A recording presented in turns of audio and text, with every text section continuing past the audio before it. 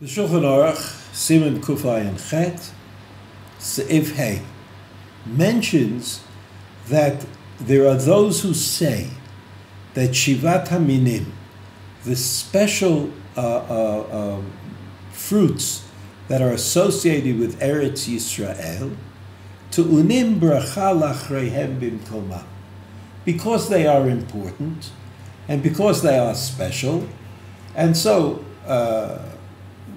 what exactly these Shiva Minim are, we will see in a moment.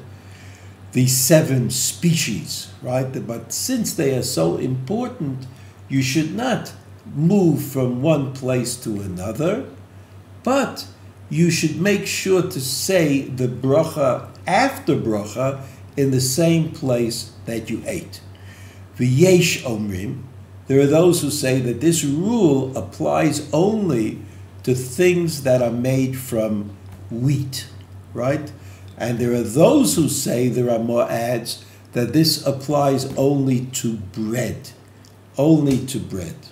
And the Mishnah Berurah adds, and the Mishnah Berurah says that the Gra explains that the middle opinion is the primary one, that apparently that's minei dagan, anything that's made out of grain. Therefore, the peirot of the 7 species are actually similar to regular peirot, and for them, you can move from one place to another, and the after bracha will still apply. So there's some other principle, even though in general, when you move from one place to another, you haven't really stopped the meal. You haven't really done anything to upset the course of the meal, and you have to say the after bracha that is appropriate.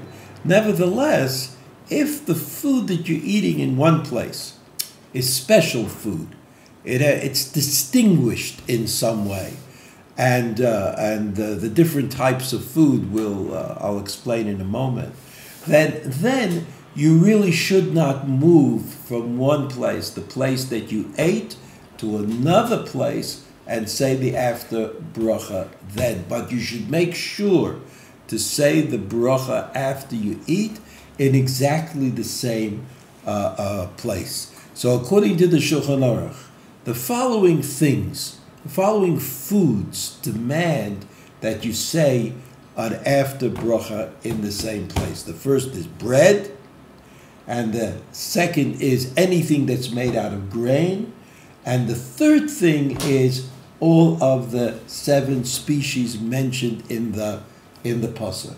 The Gra says that it's the middle one. It's the middle one that you have to make sure that you don't change from one place to another.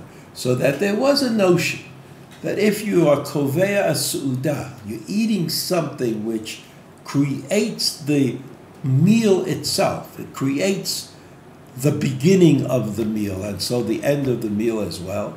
Then it's very important to say the bracha after the food that you eat in that very place and not move away.